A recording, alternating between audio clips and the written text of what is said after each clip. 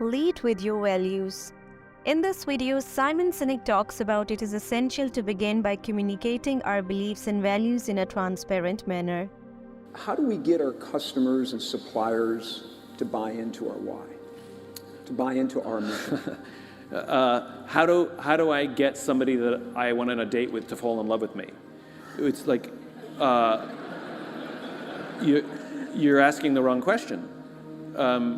You have to be clear and open about what you stand for. And just like when you hire somebody, you want to make sure that when you hire them, that they share your values, that they believe in your vision.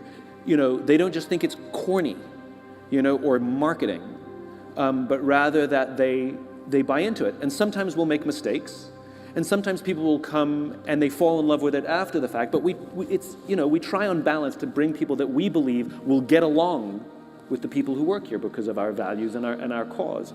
And so too is it with suppliers. I think that or clients, it's the same thing, which is we stand for what we stand for, and our goal is to attract people who believe what we believe. The more vocal we are about what we believe, those people literally will come to us or turn down a competitor who may even be cheaper because they would rather do business with us.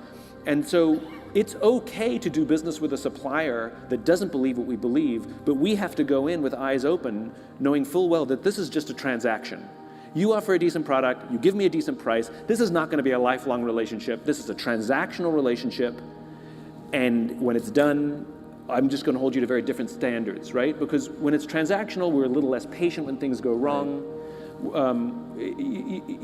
And sometimes we kid ourselves. You just can't do that too often. It's like if you're living a healthy lifestyle, you can have chocolate cake, just not too often. I think the more vocal you are, the more you attract. And then you have to make decisions like you're hiring people because they're going to become a member of your family as well. This is the difference between the short-term finite-minded and the long-term infinite-minded. The finite-minded, is it the cheapest today? Is it the best relationship today? And pay no attention to the secondary or tertiary effects, and definitely pay no attention to what will happen in 5 years. Whereas that long-term minded, infinite-minded player looks at something and looks at someone and says, well, you're not the cheapest, but I think we're going to get along just fine. And over the course of time, the quality of work will far outweigh whatever you paid. A friend of mine who's a consultant loves to joke about her clients that they never have the time or money to do it right the first time, but they always have the time and money to do it again. And I think when you're infinite-minded, you consider those factors from the beginning. Simon Sinek is a motivational speaker and author who is a firm believer in the significance of upholding one's principle while in a position of leadership. On this subject, he has written exhaustively, and his book Start With Why has become a New York Times bestseller. In this essay, we will talk about Sinek's ideas of leading with your principles, and we will look at some of his examples. Sinek believes that leaders who lead with their principles are more successful than leaders who do not lead with their values. He contends that values are the cornerstones upon which a robust organizational culture is built, and that when leaders give priority to their values, the result are employees who are more involved, committed, and motivated in their work.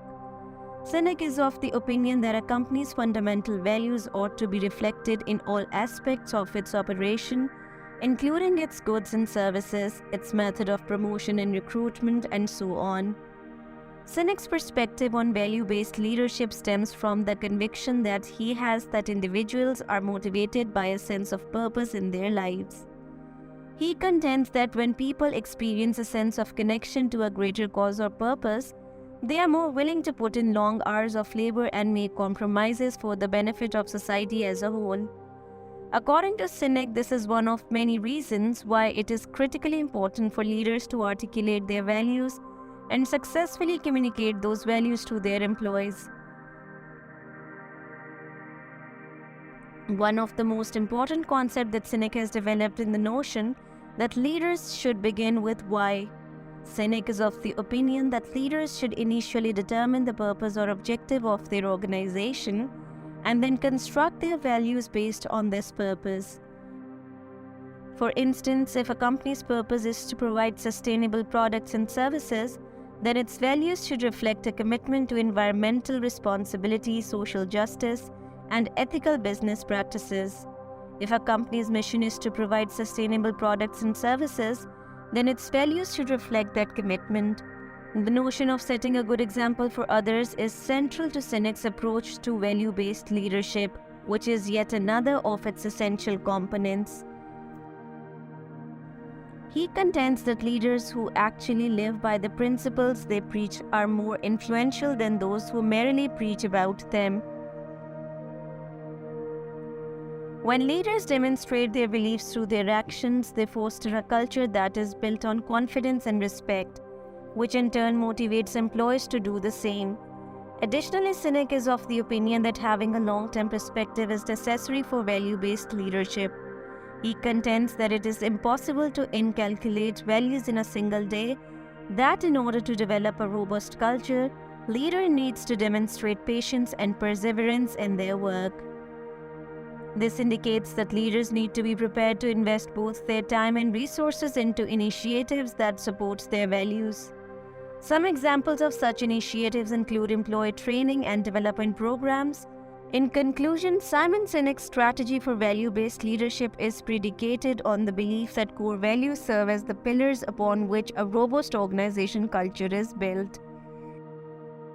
He asserts that executives who place a higher priority on their values have a greater ability to engage and motivate their employees, and he believes that values ought to be at the center of everything that a business does. Sinek's methodology places an emphasis on the significance of beginning with why, setting an example for others to follow and thinking about the big picture. By adhering to these principles, leaders can establish a culture within their organizations that is characterized by confidence and respect, which in turn motivates employees to work together toward a shared goal. Hope you liked the video. Thanks for watching. For more videos like these, please subscribe.